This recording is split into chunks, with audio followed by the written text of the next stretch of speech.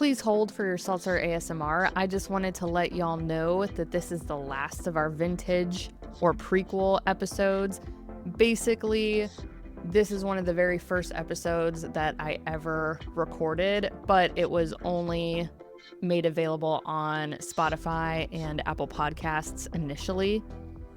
This is the very last episode that needed to be formatted for YouTube. Subtitles included. But Taylor, why does a podcast, especially an audio-only podcast, need subtitles? For a few reasons. I think it's just good practice. I talk weird. I talk a lot and about a lot of different topics. So if you're ever unsure of what I've said, those are available to you. It's also just pretty easy now. A computer program just does all of it. And honestly, it would be really weird if one of my values was inclusivity and I don't even have subtitles on my videos. You never really know who could be listening, who could be hard of hearing, and hopefully one day we will have video on all of the episodes so everyone will be able to partake in the tape. Since it has been so long since I recorded this episode, I just wanted to give a little intro. I forgot exactly how foundational this episode is. It introduced a lot of my values, but also goes into why I started the podcast in the first place and gives you a really good idea of why I started my own Discord server for people into fitness or looking to get into fitness. And of course, I'll be sure to link that in the description. I hope you all had a Merry Christmas. Hopefully this is coming out during Hanukkah and Kwanzaa. That would mean that I stuck with the timeline that I set for myself. So happy Hanukkah and Kwanzaa. Also, I hope y'all had a good winter solstice, and that should cover pretty much everyone. My main goal is to just get this out before the new year. I would hate for it to be 2025 and to still be posting stuff I recorded in late 2023. The first episode of 2025 should be coming out somewhere in mid-January, and then I'm going to be figuring out an optimal schedule from there. A few of y'all who keep up with my Instagram stories might have a general idea of how crazy this year has been for me. I should be able to dedicate more time to the podcast in 2025. And if that changes, God forbid if that changes, I will let y'all know. So with that said, I hope you all have a happy new year and enjoy the episode. All right, y'all. You know what time it is. No, don't even act like you don't know what time it is. All right. Another successful one. Another successful can ASMR by yours truly. I do kind of worry because I usually do it like one-handed and the can's just like on the ground. So I'm constantly worried that I'm just going to tip it over during and it's just going to be a disaster. Thankfully, it is just seltzer water. We are back to blackberry today. I just had a full thing of buffalo mac and cheese. I hope between that and the seltzer, I don't just start burping all over the place, which I'll edit them out if it happens, but I'm just saying it's going to be more of a process for me. Although, I don't know, y'all sound off in the comments. Do we keep the burps in? So this is episode number 3. We are recording. It is day 3 with a shattered front sliding glass door. If y'all don't know the story on that, that is episode 1, body positivity versus body neutrality. I go into it a little bit there. If y'all can't tell, I'm kind of stockpiling these episodes. I have really bad time management, so I'm trying to make it so that, you know, I can kind of record these with 1 or 2 episodes in the tank. Eventually I want to catch up, so I only have like 1 episode in the tank at a time because I want to still be topical if something happens. That's kind of the thing with like current events in like fitness or powerlifting. They're usually pretty unexpected. I am kind of anticipating, well, if you follow Garrett Fear on Instagram, I didn't for a while, but lately I have. Lately he's been posting a lot of updates, talking a lot of good shit lately. So I said, fuck it. But he's been hinting at like an announcement, I think from the WRPF. I'm guessing relating to the American Pro. I kind of don't know though what it could be outside of, I mean, that's just a limitation of my imagination, right? But I know kind of the big one was they've been hinting at moving towards more of like a session format for the American Pro. I'm personally a big fan of the session format, and I'm really interested to just kind of see how it's going to be implemented, especially in untested powerlifting. So I am really anticipating that announcement. So we are on the lookout for that. Today we are tackling something a little bit different. First couple episodes, I kind of made just broad topics, but topics that were very interesting to me and very, I considered important.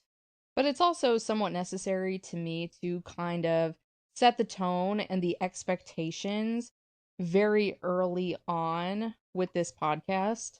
And a lot of y'all might not really know my like personal mission with what I share on social media and the type of environment I try to create around my page and really any social media that I have. My biggest focus with a lot of my content is to just create a place where people with similar interests to me or similar values to me can be comfortable. And that's very broad, but it's also kind of exclusive at the same time. It's kind of weird.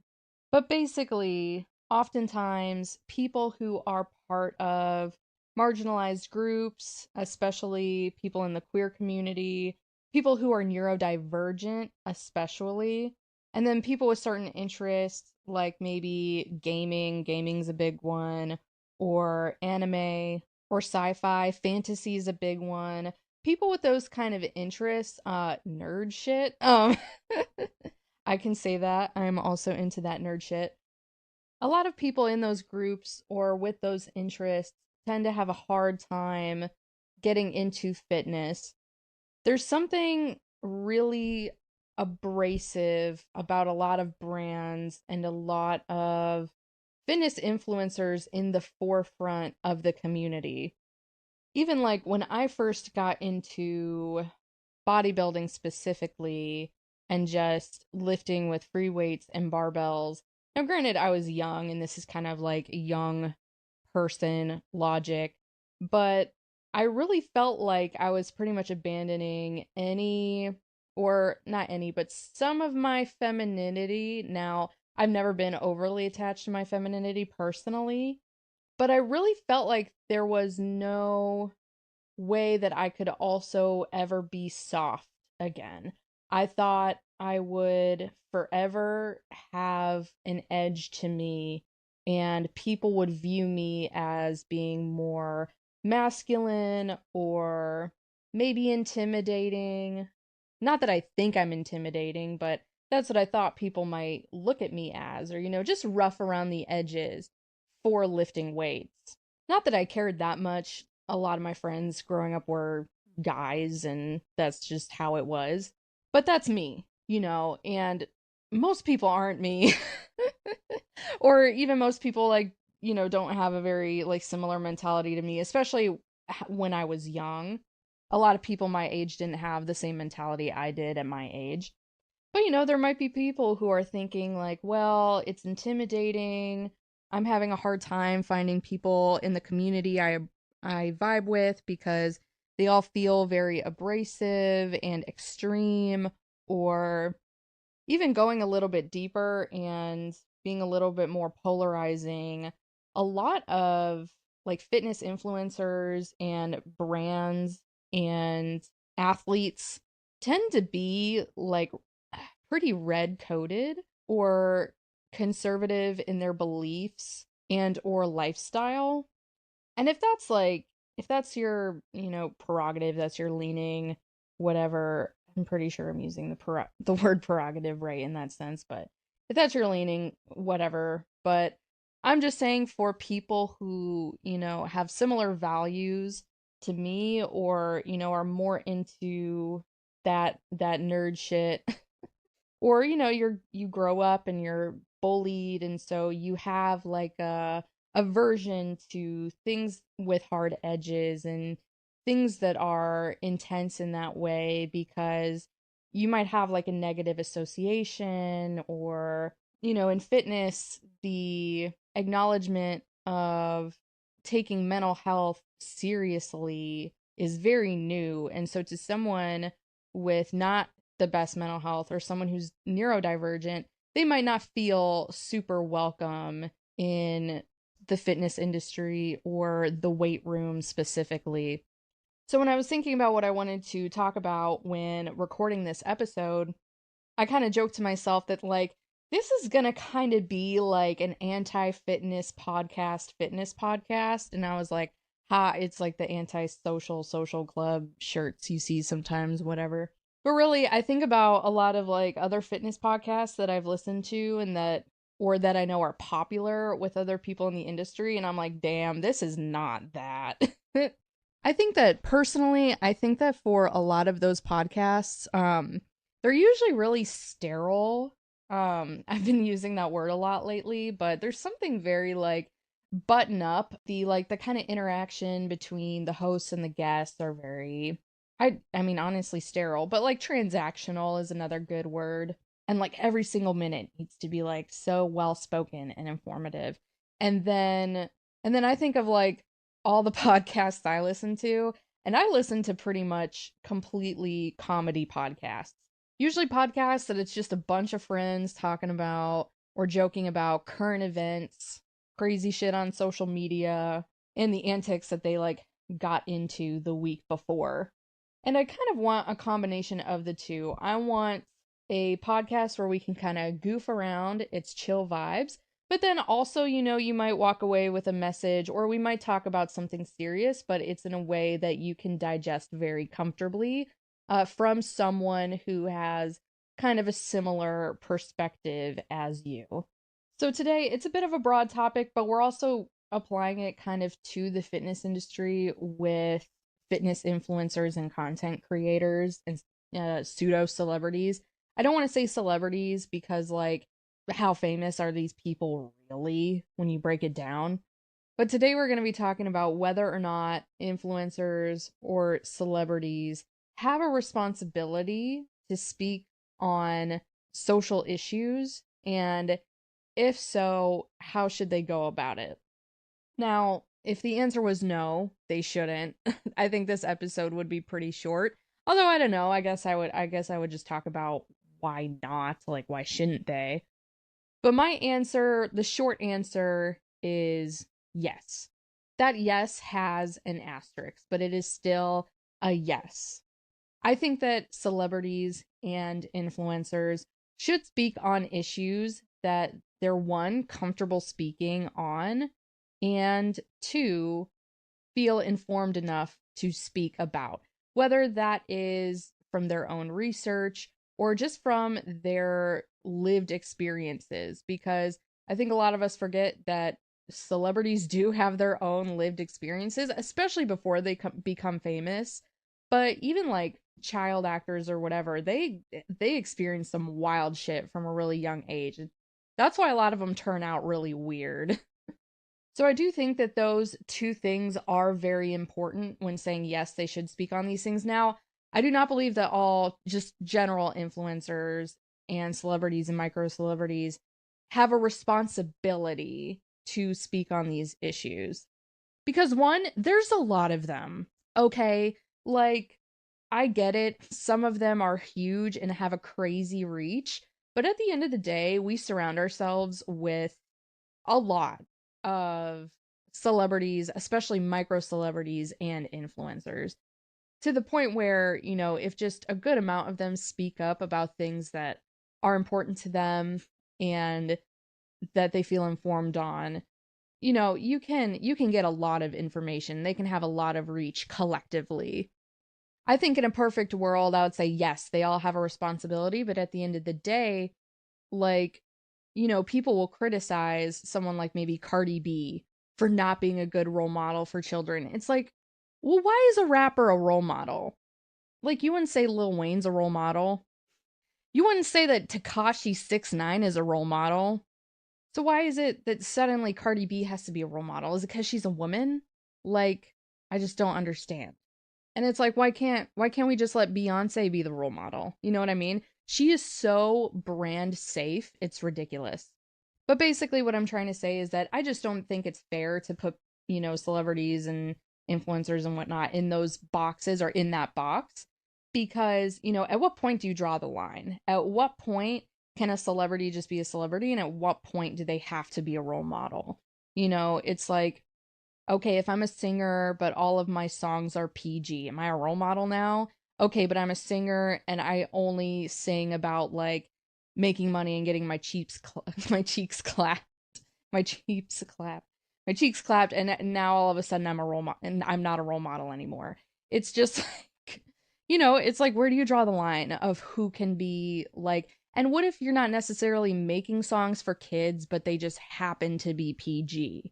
It's like, I'm not going out of my way to make my music for that audience. So why am I being forced into having to police everything I do and say because you want your kid to look up to me? Your kid should look up to you, and you should be a role model for your kid or their teachers or just any like direct adult in their life.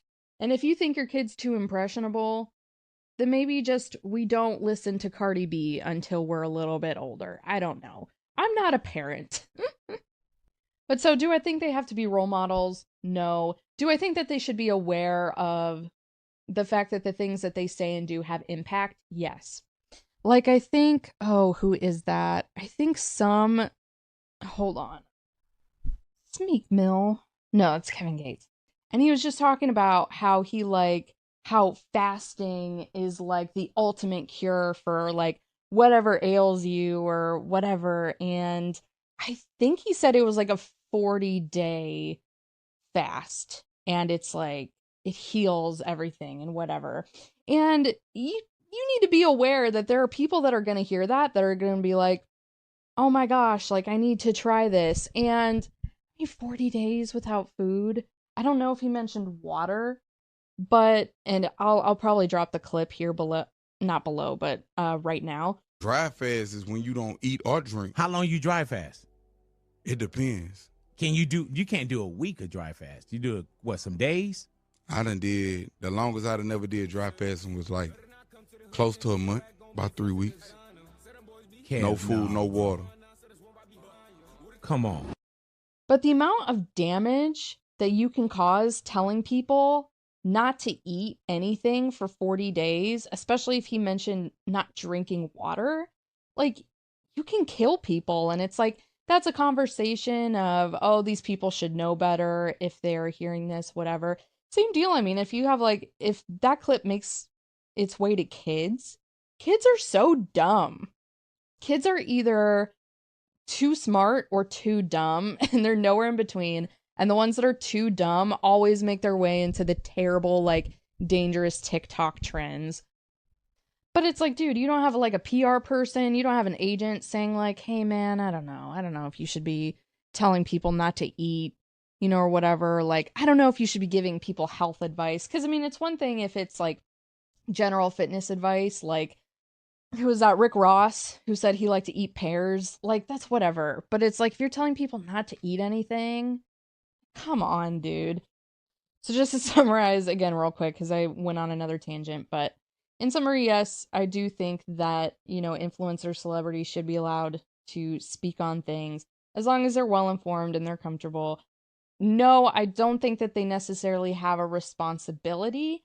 And now we're going to kind of get into how I think that they should go about it. This is all my opinions, guys. Like, I have a lot of bullets normally for episodes, but this one, I think I have all of like 5 bullets, and it's just to kind of, keep an idea of like the flow of the episode. But really, y'all, fam, class, I'm just gonna jam on this one.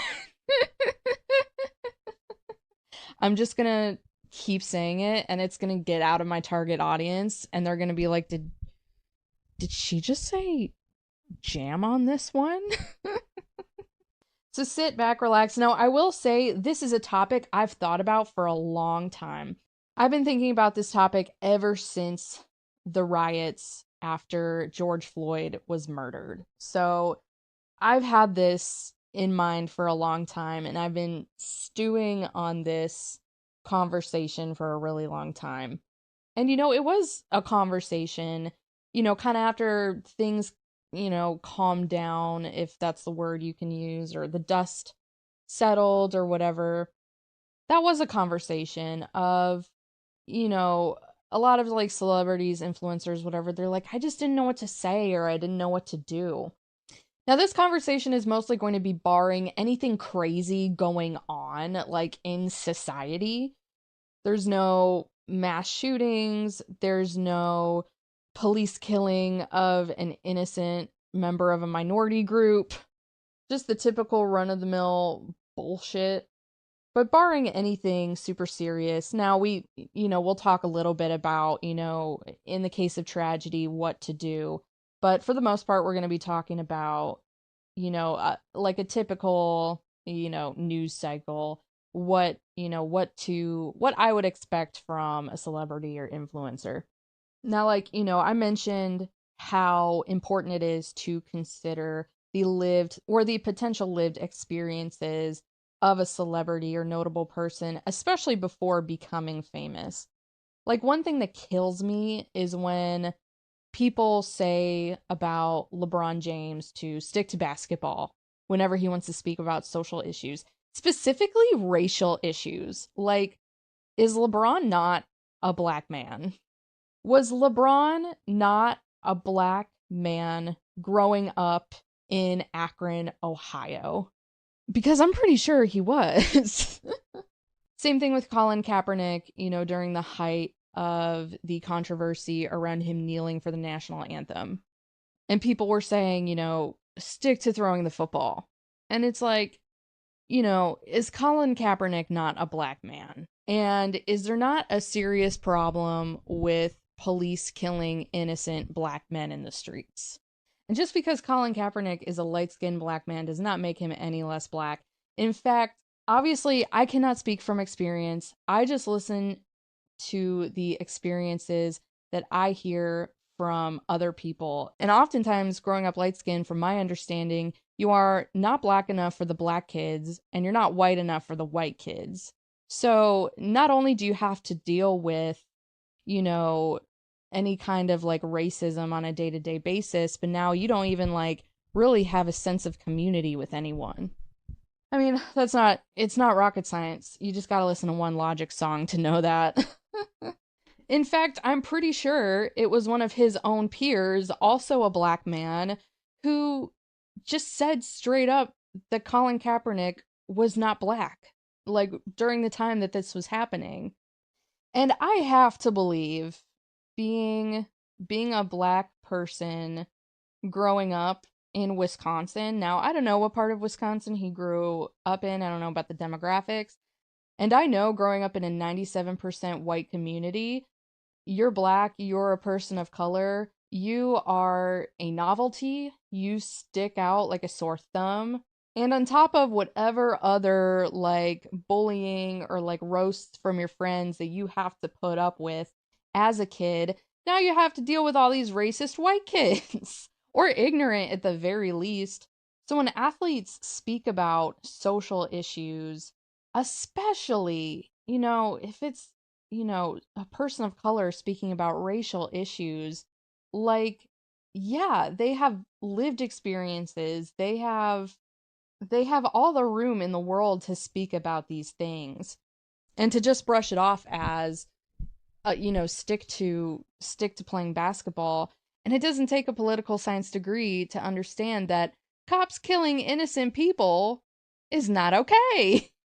And of course, there's a conversation of, should cops be killing people at all? Should they be trained more to, de-escalate or disarm as opposed to kill?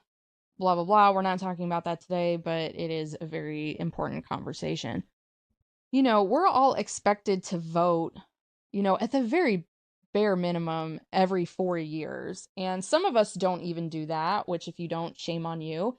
If you don't like who's running for president, that's fine. You can at least elect your local representatives because those are the people that actually make an impact in your community. But we're expected to vote every 4 years, and I'm pretty sure not every eligible voter in America is a political science major or has even taken a political science class. Maybe social studies and history in middle school, high school, maybe. And you can still vote if you're a high school dropout. So really all it takes is like some effort to, understand somewhat of what is going on. And if you're comfortable talking about those things, by all means. The thing that I think is the most important though is that people stay in their lane. And I talked about this in the Wild West. I'm pretty sure that's what I'm going to title it. The fitness industry is the Wild West red flags episode. I talked about how important it is to me that people stay in their lane. So, personally, my expectations when it comes to what I expect a health and wellness influencer to talk about is basically pretty much anything related to health and wellness. So, if we are, talking about social issues in the context of fitness, that's one thing where, I expect you, to have some context going in, and hopefully you did at least some, like, you had some attempt of Googling. And, I hate the term now doing your own research, but, just looking into it. Any woman, any female influencer or celebrity, I expect to be able to speak on women's issues and women's rights. I don't expect you to speak on those things, but I expect you to, have some experiences or some context as to why you are qualified to speak on those issues. Same thing, if you're queer speaking on queer issues, if you're a person of color speaking on certain issues, I expect you to have lived experiences and a context that makes you informed on the subject. And kind of like what I was saying earlier, you don't need a political science degree to be able to vote. And you don't need a political science degree to be able to speak on politics and other political issues that interest you. I do, however, expect you to do some quality research. And this kind of goes off of what I was talking about in the video about, red flags for fitness influencers and content creators. When doing research, you want to look at the source of where the research is coming from. For example, you wouldn't want to look at an article about a certain supplement from a supplement company. You wouldn't want to, this is a silly example, but you wouldn't want to look at a study about the positive effects of milk consumption from like the National Dairy Council or whatever it is. You wouldn't want to look at a article about the negatives of gun reform from the NRA, because those are biased sources. Same thing goes with, anything you might research, especially political issues. I try to get all of my news either from like an unbiased creator or a creator who I know, is educated in the topic. Or I try to get my news from news outlets that are, I don't mind if they're left leaning, but, typically closer to the center, just because I just want the facts. You know what I mean?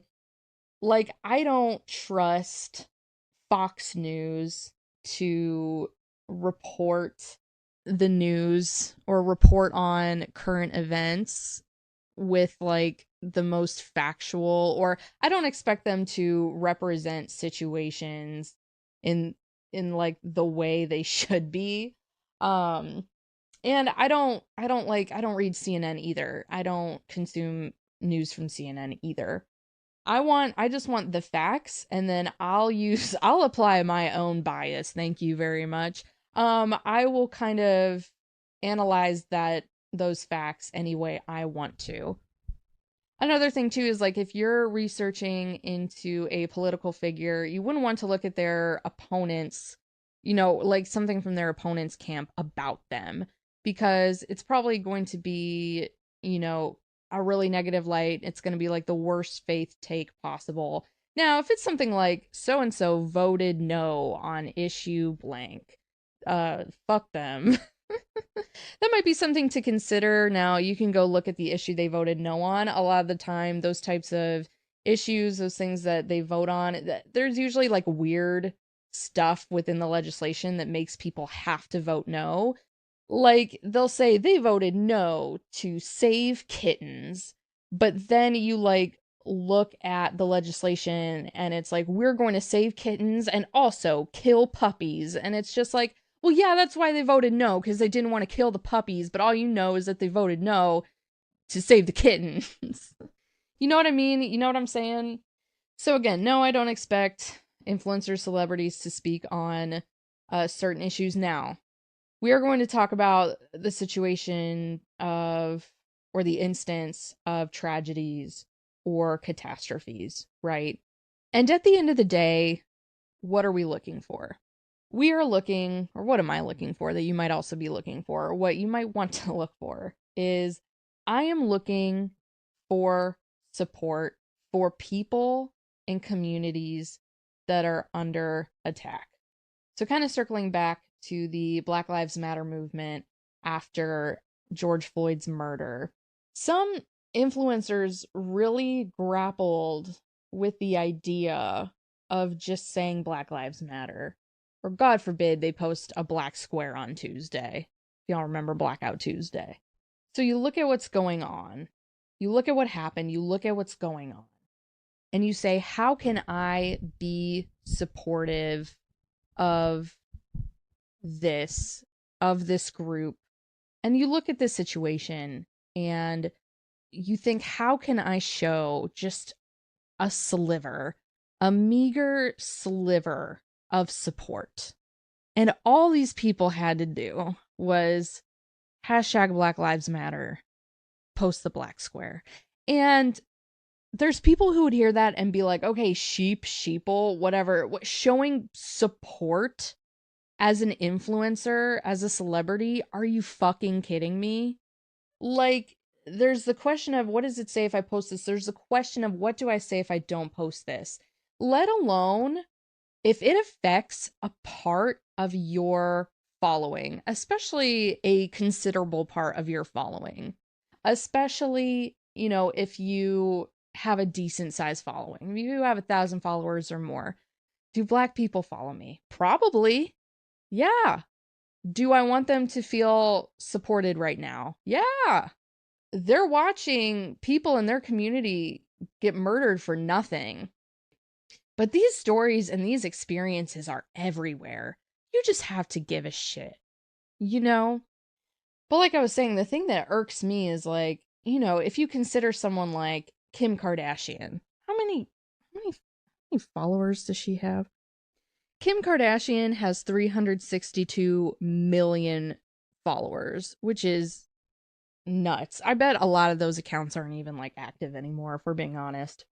But I think she can comfortably look at her following and say, yeah, an X amount is probably from Ukraine.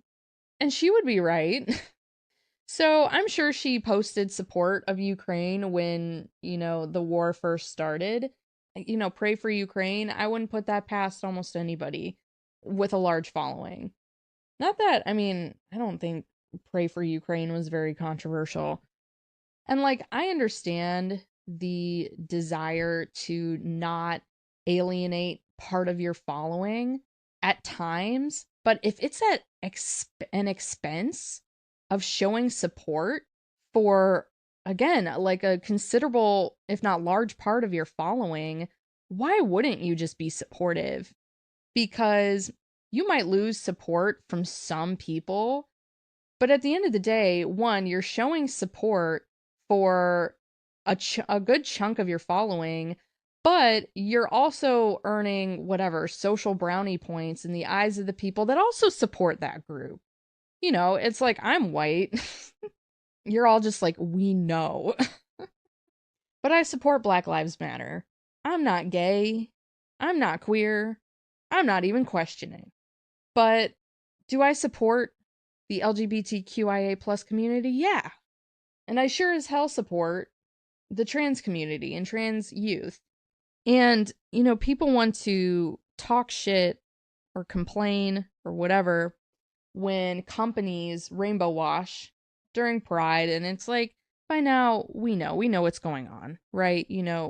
This is the one time a year that they can show their support, and it's almost expected at this point, right?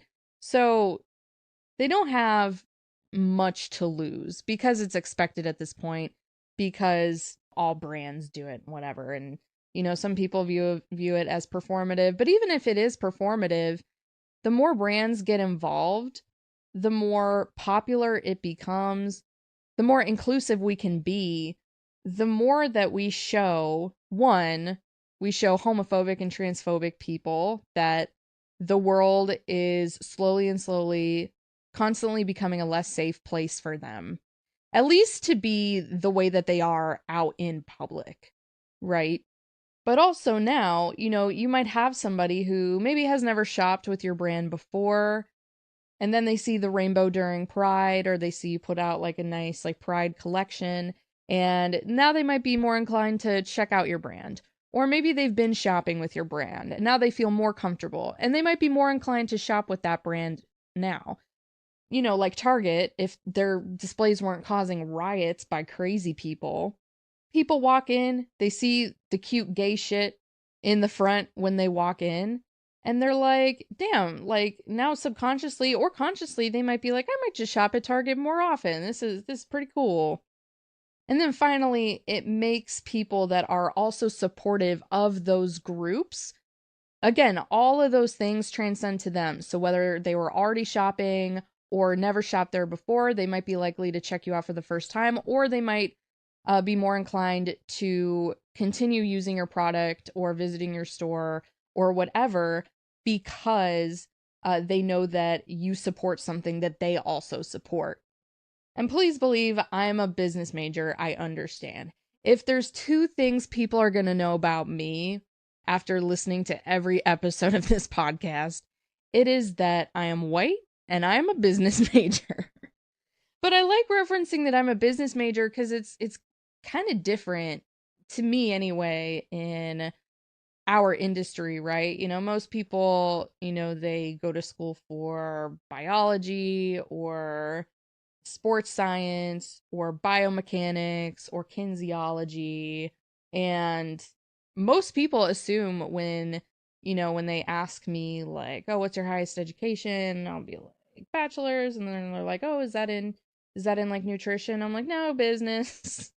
But honestly, I am perfectly happy with the track I went down, because one of the huge focuses, especially at ECU, is leadership. And there are so many people who become influencers, become micro celebrities, mostly influencers, right? Because the goal is to influence. So we'll stick with that here, especially fitness influencers. And they either don't know anything about being a leader, or they are not prepared to become leaders. So when these issues come up and these influencers like really fumble with them, it's oftentimes, to me, things that are like a no-brainer to me. And a small part of that too, I attribute it anyway, is I had to take human resources management.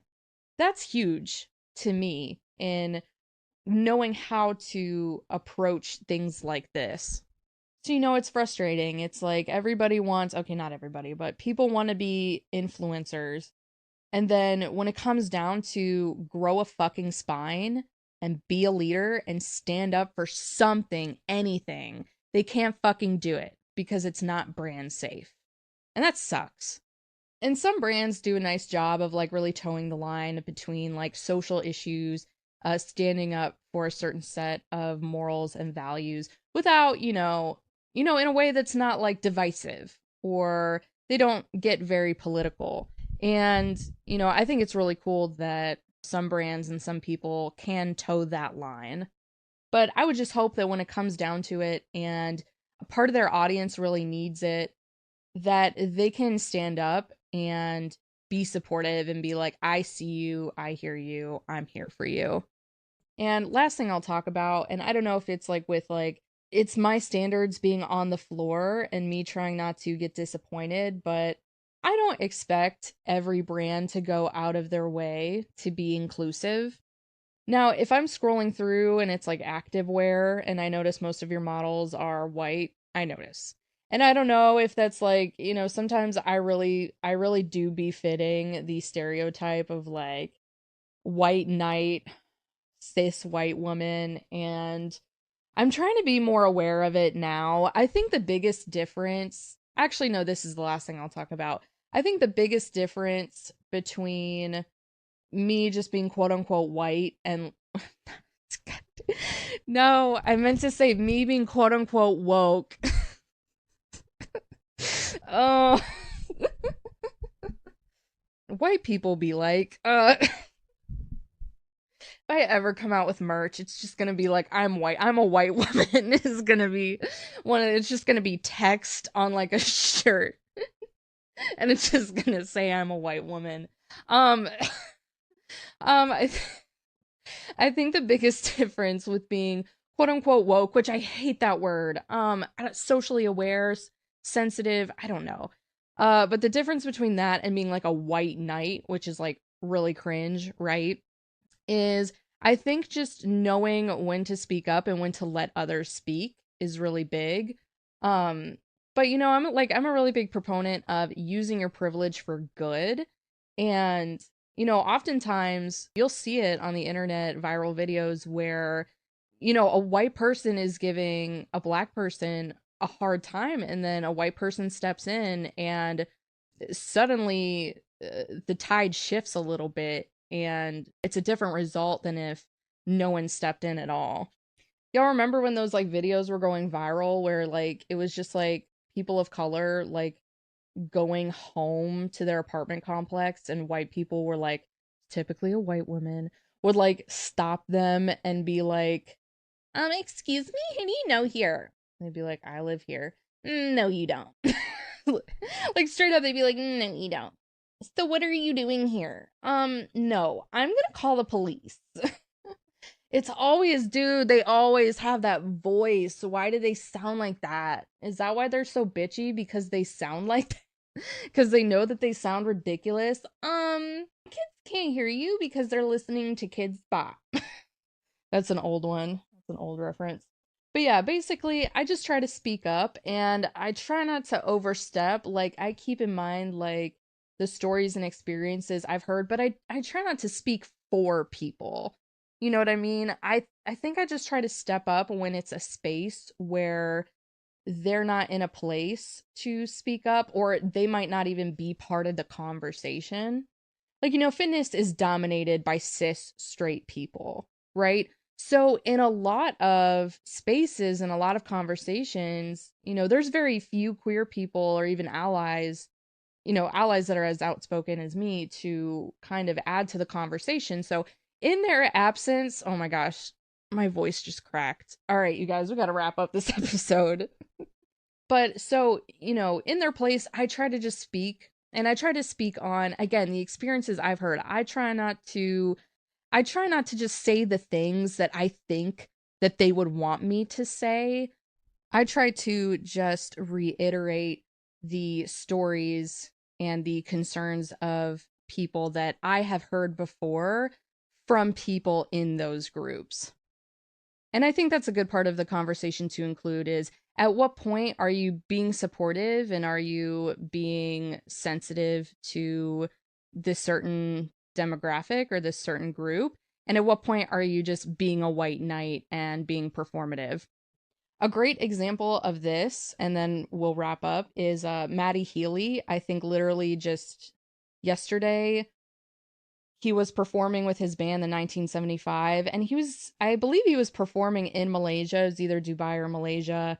And he went on this whole rant about the anti-LGBTQIA plus laws and restrictions, in that area. And after or during the rant, he ended up kissing his same-sex bandmate. And it resulted in the cancellation of a lot of shows like in Malaysia. Or another subsequent show in Malaysia. I don't know how many like shows they had planned. But I've been seeing a lot of people in the queer community saying, hey, this does more harm than good. Like, one, it feels weird doing it in another country, right? Like, I think if it were to have a positive impact or an impact at all, I think it would have had more of an impact at home in the US because queer people are under attack here in the US. Like, if you are going to protest anti-LGBTQ legislature and politics, then especially anti-trans legislature, do that here because it's happening. Like, this is real life. Like, don't leave and then get mad. But it also kind of looked insensitive when you like consider comments he's made in the past of very like recent racist jokes he made, and now he's in like a South Asian country doing this shit, and that feels weird too. So, there's a really big difference, like I said, between just being supportive and maybe being a voice for people who, in the place of people who may not feel comfortable or may not even be part of the conversation, and then like being a white knight. So, to wrap up, that's kind of what I expect when it comes to like a notable figure, micro celebrity, celebrity, influencer, whatever. I expect them to kind of speak on things kind of within their field when it comes to social issues that are, in their field or adjacent to, that I would trust them to have some kind of context or some kind of background that is, complementary or similar to the thing that they're talking about. And then outside of that, if it's something that, they are well informed about, then I think that is totally fine. And whether that is them getting information from articles, news outlets, or even just their own, depending on the size of their following, their own following, just listening, reading their comments, or having a PR person read the comments and read them back to you, and just listening to their experiences, I think, they can speak on whatever they want. Now, I don't expect it from them. I don't expect celebrities to be role models, and, I don't expect them to never speak about anything either. But if they do speak, I do prefer that they stay in their lane, whatever lane that is. So I think that concludes it, you guys. It is late. It is late at night. I still have some work that I need to do. But basically, I just kind of gauge if I'm like ready to record an episode by like, I'll kind of start thinking about the topic, and if a lot of things are coming to my mind and I like feel energized enough to speak on it, I'm like, all right, let's just sit down and do this, because like I said, I want to have a nice little pile of, episodes for whenever we get started here. But if you made it to this point, thank you so much. I appreciate it. Let me know your thoughts. Should celebrities be role models? Do they have a responsibility to, speak on issues and be someone that like kids and whatever can look up to? Is there something I missed? Is there an element of this conversation that I missed? Is there, some nuance that I could have included? Y'all let me know in the comments below, or shoot me a DM on Instagram that'll be linked below. And I hope y'all have a fantastic day, night, week, or weekend whenever this comes out. Bye!